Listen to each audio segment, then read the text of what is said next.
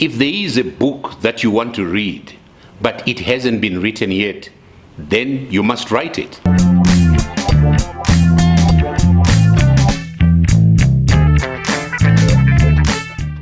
Hello, my friends. Welcome to another edition of Makamba Live.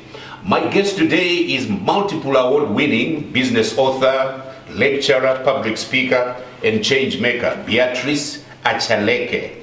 She is a force to be reckoned with on many fronts, and it is a pleasure to welcome her to Makamba Live. Welcome, Beatrice. Thank you very much. You're very safe. You can smile. I definitely will.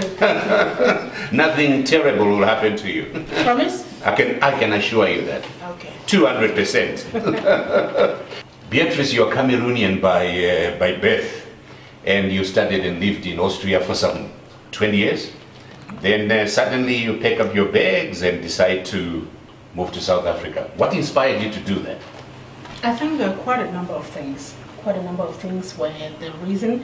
When you live in a space and you have achieved all that people like you achieved and above, it happens that you outgrow your space. And when you outgrow your space, there is the logical thing for you to do if you want to grow is to move out of that space. So I realized that quite a number of things were happening that shouldn't have happened, and it was not because, it was basically because I had outgrown that space. There was nothing more to take out of there, so I had to move. You remind me of how I moved from, a lot of people ask me, why did you leave radio? Why did you leave TV? But that's exactly what happened. Zimbabwe then had a population of, I think, 6-7 million, and I hit the ceiling. Mm-hmm. You could only take, the market could only take so much advertising, so I had to diversify and look for extended, fields of income earning. So I can identify with that. When you were in Austria, your expertise and diversity included what? It included just preparing the Austrian and the European audience for on the fact that the world is very diverse, and that people that come to Austria do not necessarily come in order to take away anything. They do come with a suitcase that, if opened, can bring a lot of value added, can bring a lot of new resources, a lot of new perspectives and new markets. So they should not be looked upon as people who come out to take out something. So the diversity process, or my diversity activities, were very diversified. I used to teach in Austrian universities. I run some of the highest profile diversity conferences in Europe that brought together top CEOs like the Vice President of Walt Disney or Bank of America, L'Oreal. They all came to the conference, and my idea was, let's make Vienna the capital of diversity and inclusion in Europe. It didn't work. Wow. I think we have to make Harare the capital of diversity and inclusion in Africa. The door is open. But what would you say are the issues of diversity and inclusion that you are encountering in South Africa? South Africa is quite an interesting space compared to the spaces that I've been into, in the sense that it has a very diverse setup of population. We have white South Africans, we have people of Indian descent, we have blacks, we have the so-called colored. And then South Africa also has one of the most liberal constitutions in the world. That was the first to recognize same-sex marriages. And the languages spoken in South Africa, I mean, the country has 11 official languages. So it's a very interesting space for diversity and inclusion activities, whereby I still see there are still quite a lot of issues around understanding what the advantages are. Diversity is not a problem that we have to fix. It is a resource that we can tap into, and in order to tap into that resource, we need to be open to accept and embrace and celebrate differences, not as a problem, not as a challenge, but as a potential resource. Would you have a short comment? It's a very interesting time, especially in America. All it started in America with Weinstein, the entertainment industry, and then moved across to Europe, and saw the resignation of the Minister of Defense, quite a senior politician within the Conservative Party. This is the issue of men and women at work, what to say, what to touch. I mean, does this constitute abuse? If it is not requested, it could be. And if I say it is an abuse, it shouldn't be questioned because I'm a woman. I should be listened to, and people should say, why is it an abuse? And give me the chance to explain. Because no one understands it from my perceptions like I do. And we all come from different backgrounds, so some things may mean something to people, something bad to people, and to others it may mean something good. So embracing and celebrating diversity means that we are open, we listen, and based on what we hear, we sometimes make decisions which are not necessarily understandable, but out of respect of the fact that we have to accommodate differences, we have to accommodate different perceptions and different understandings and different backgrounds. So it really asks us to go out of ourselves and be open and receptive instead of being judgmental. Do you think there is a fairness in society of how society reacts to when a woman does something to a man and compared to when a man does something to a woman? You don't feel there's still a kind of bias there? There could be, depending from which perspective you look at it. We're still living in a society where men are still dominating. They still have a lot of power. And some of them, they have some resources that women don't have. So some tend to use the resources to kind of get into situations with women that may be considered as abusive. So it's like, who is using the power? Of course, there are some women too who utilize the power of whatever resources they have to abuse men. So it's something that is mutual, but the majority comes from the male perspective.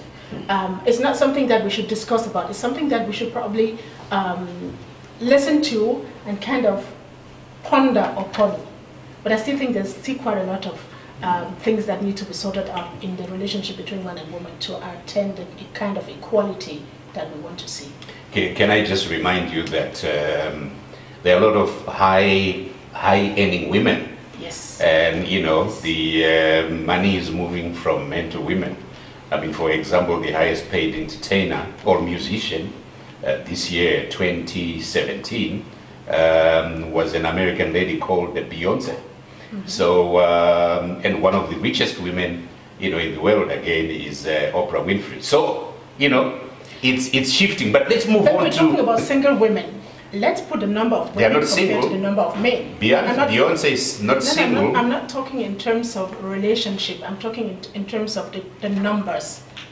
There are few. Let me say there are few women that we can count them and say this. Oh, you mean per capita? Yeah. So compared to men, I just wanted to make that clear. Okay. I mean, for example, you are much richer than I am, so I better watch this space. Keep my space. Otherwise, I'll be hearing from your lawyer.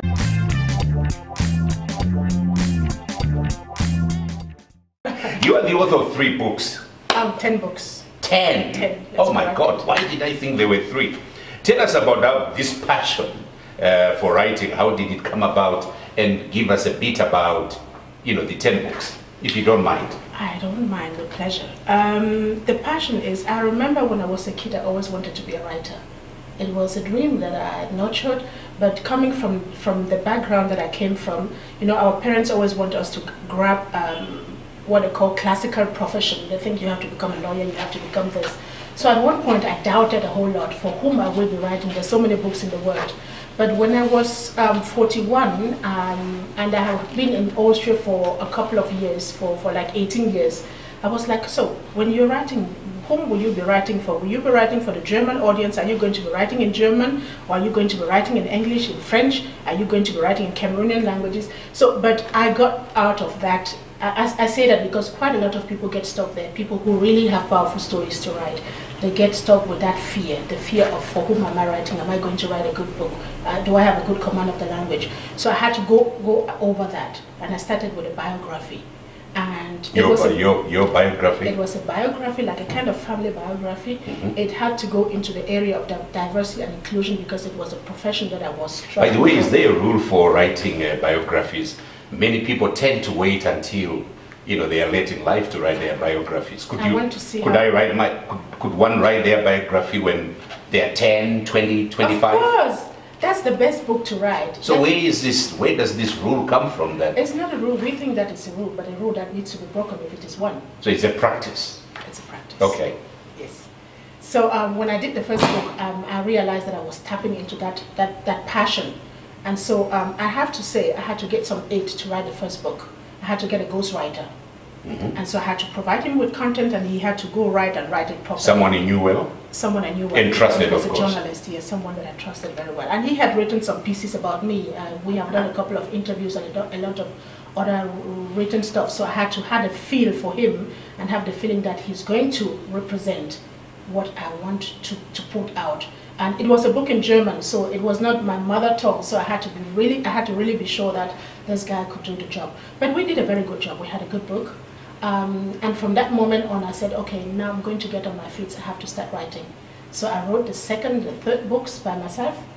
And then I came to South Africa and then started I started the book series called Africa for Smart Kids. You have 3 of that. I think yes, you were kind enough to make a donation. So Africa for Smart Kids is a book series. I realized that we Africans, we know very little about our huge We don't vast write. legacy. We Africans don't write enough. We don't read enough. This is a sin. If there are, how many sins are there? There are 10 commandments. I think the 11th commandments all Africans must write. Write about your dreams, write about your journey to your grandmother, write about the abuse you're suffering from your partner. Write, write, write. We don't write enough. We don't read enough. There's nothing like writing. It's something. But you agree with powerful. me? I do agree with you. Thank you. I do agree that we do not only do, that we need to write. We need to really make it a passion. We need to embrace writing as a career path that is very lucrative. It's a career path that can really change lives. So let's go back to Africa for Smart Kids. I realized that there are quite a lot of people coming into Africa because Africa is the second largest continent in the world. Africa has the youngest population. The largest being? The largest is Asia. Asia, you had that. Asia is the largest continent. And we have the youngest continent. The fastest growing economies in the world are in Africa. That's why we see so many foreigners like Chinese coming in. They're not coming into Africa because they love us, because they want to help us. They're coming because we're putting money into their pockets.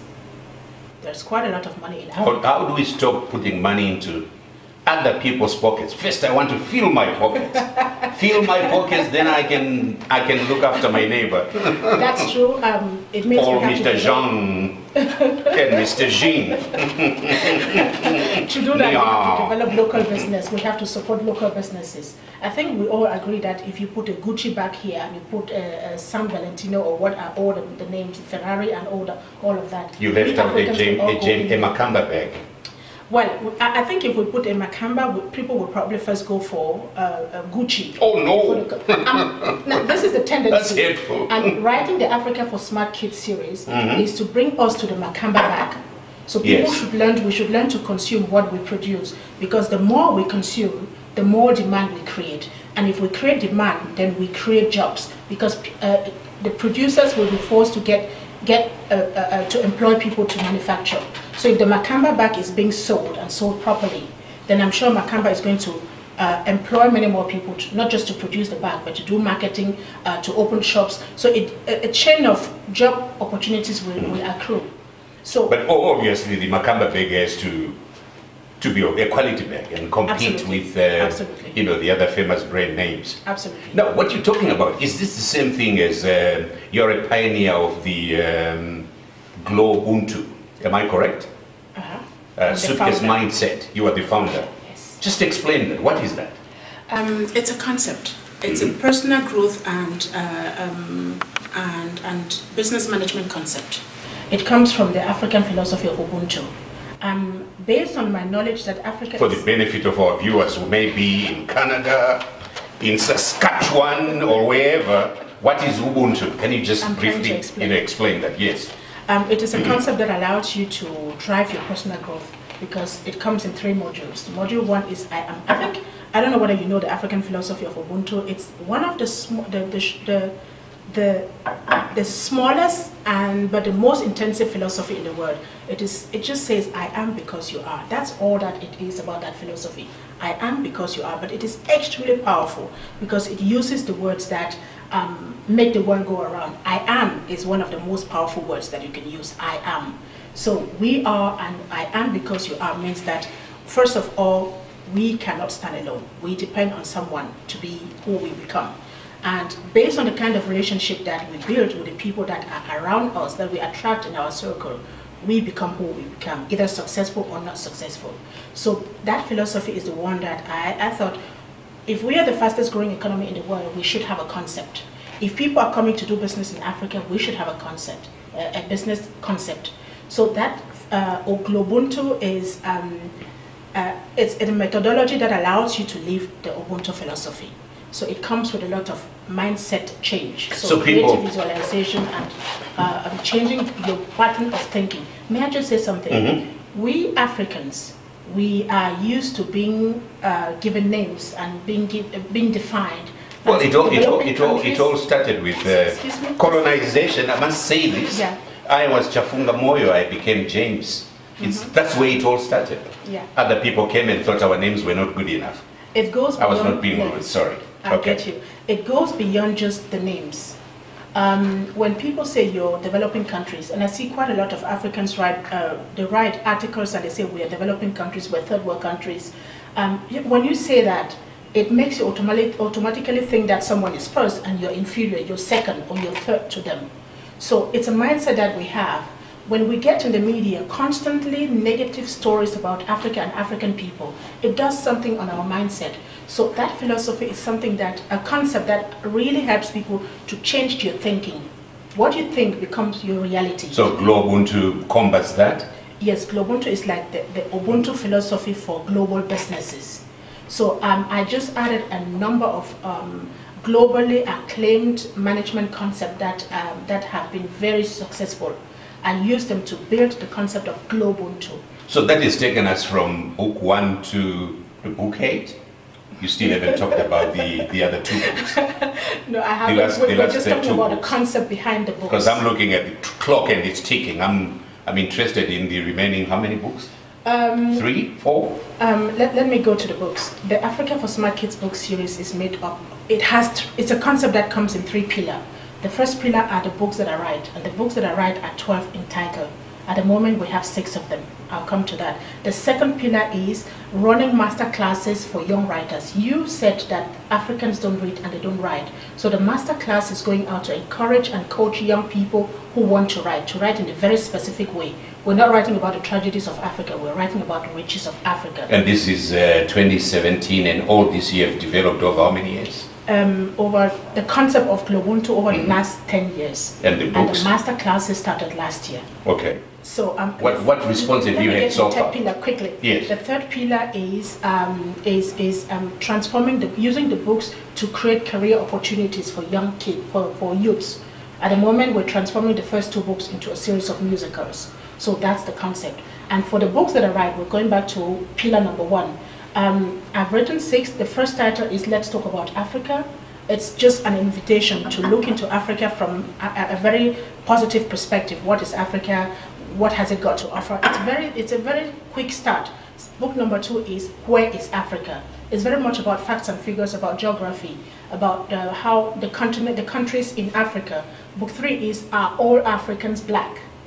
So we're looking about at the diversity of Africa in book 3, not just talking about skin color, we're also talking about disability, we're talking about sexual orientation, we're talking about languages, how many languages are spoken in Africa, and much more. We're looking at the population of Africa that is white, of Indian origin, and in which countries they are, as well as the population of people of African descent outside of Africa. So the blackness you're dealing with, it just goes beyond the pigmentation? Absolutely. Okay. And then book 4, it's one of my absolute favorite. It's called Made in Africa. Because in Made in Africa, I decided to do 2 books. The first one is airplanes and automobiles. Did you know that we have 12 car manufacturing companies, 12 car manufacturing companies in 8 African countries? Wow. They no, I didn't know exclusive that. Cars. Wow. If you mean away from the big brands? Look at the Kiera car from Uganda. It's not different from the Rolls-Royce, if yes, better. Okay, and it's a project that is in collaboration, a collaborative project between the University of Makerere, the Office of the President, and the Ministry of Trade and Industry. It's amazing, and I remember now that you say that when we visited Daimler-Benz, Mercedes-Benz, as part of a business delegation with President Zuma in 2011, we were told that all the C classes that are sold in Australia are all made in Port Elizabeth in South Africa. East London, sorry, I may be wrong. I think the plant is in East London in Africa. So yeah, you're right. You said 8? 8. South Africa has four car manufacturing companies, and the Baileys is produced here. The what is the other one? The C class, like I said. They are here. Yeah. And then we have like the class of Ferrari is Leraki in Morocco. Wow. They're exclusive cars. And then the most revolutionary car, the most advanced car in the automobile industry is manufactured in Africa, in Libya. It's called the Libyan Rocket. So if you grab book 4 of Africa for Smart Kids, you're not just going to see these companies, the countries, but also the cars, because the pictures are all in there. And book 4.2 is going to be about technology and telecommunication and much more. So book 5 takes us back to history, because we have quite a lot of things to correct in our history. So it says, what is colonization? So we'll talk about how it happened from the African perspective and kind of question some concepts that have come in there. And book 6 takes us, we're still in history, it's what is enslavement. Mind you, it's not what is slavery, it says what is enslavement. You saw what is happening in Libya. Yes, let's stay a little bit here. When you say what is enslavement, it means we are kind of looking at history from our perspective and saying our ancestors were not born slaves. We shouldn't be calling them slaves. They were captured and enslaved. And when you put this out there, it changes the whole conversation. So they become, those who were captured and taken out become our heroes, not the victims, not slaves. So it's like trying to question and correct history, not for the adults, but for the kids. Because I believe that if our African kids will get this information, they will think and act differently in future compared to the leaders that we have today. I believe some of our leaders are acting based on the fact that they do not have this information. They got it from the colonial books, and they assume that we are who we are. But it's talking about who we really are in terms of rewriting our own history. That's amazing, amazing. When you get into the zone of writing, do you ever sleep? No. Wow. So when you're writing, you sleep what? 2 hours a day or sometimes a night? 2 hours, sometimes 3 when I'm lucky. But when you're in the flow, you just have to write. The thing is, when you research for one book, you see quite a lot of material that already takes you into the next book. And I said 12 titles. This December, no, 2 weeks ago, I decided to write another book. It was just a quick decision. It's called I Know My Africa from A like Algeria to Z like Zimbabwe. Wow. So we're going into those countries and showing you the population, the African languages Zimbabwe spoken. is a new president, by the way. Congratulations. Do you know his name? I'm not talking about presidents now. I still have but just his name to wind it up nicely. Share it with me. It's Emerson. Dr. Emerson Dambudzo Mnangagwa. Dr. Emerson. Yeah. He's a veteran freedom fighter and politician. Pronouncing some of the names, but you've seen him. You can recognize him. I can. So we must wish the people of Zimbabwe a new dispensation, and hope that the economy can rebuild, and millions of people who are all over the world, some of them can slowly begin to make the journey and the trip back to Bulawayo, Kwekwe, Mount Darwin. What's your town? Bindura.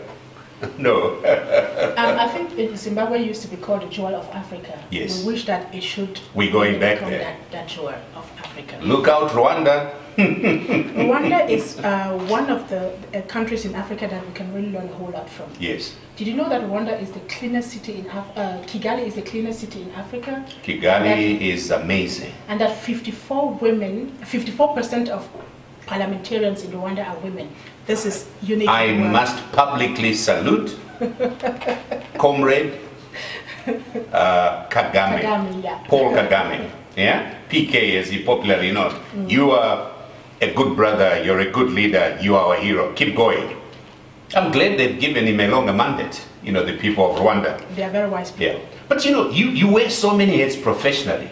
And, talking to you, you're just so relaxed. And you keep maintaining this excellence. What's your secret? The secret is, I believe in a new future.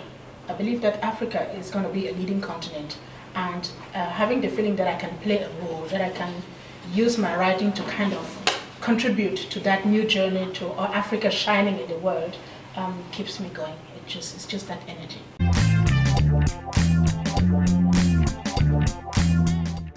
For the benefit of the listeners or viewers, we always want to know what our guests, have learned in life. And I'm going to ask Beatrice the same thing. What is the greatest lesson that life has taught you so far? The first one is I have to claim and own my story. You have to claim and own your own story. It's extremely important. Explain a little. My story. We are who we are, and no one knows us best than we do. So claiming my story is like writing my story. No matter how sad it is, no matter how it is, I have to be able to write it. And write it in a way that transforms not just my life, but someone else's life. So I have a program that I call How to Transform Your Individual Breakdown into a Collective Breakthrough. It's one of the lessons that I learned from life to be able to put that program. It's part of the Group 2 program. And the second aspect? The second aspect is a quote from Mandela. It says, sometimes it falls upon a generation to be great. You can be that generation. Let your greatness blossom. So the lesson of life is, how can I let my greatness blossom? So I'm constantly looking for ways to do that. And the third one is a quote from Wayne Dyer. He says, if you change the way you look at things, the things you look at change. So sometimes you have the feeling it's a tragedy, but if you flip the coin and look at it, what are the things that this tragedy brings to me? What are the lessons, the experiences? What are new expertise? What are the tools that I can put in place in order to transform the tragedy? It becomes something totally different. So those three values that drive me in life, and I will not give them to anyone for anything. Even to me? I can share. That's why I'm sharing with you. But I'm saying that I wouldn't part with them for anything. Beatrice, you've been wonderful. You've been terrific. Thank you very much for watching another episode of Makamba Life. And as the people of Zimbabwe begin a new dispensation, we wish you luck.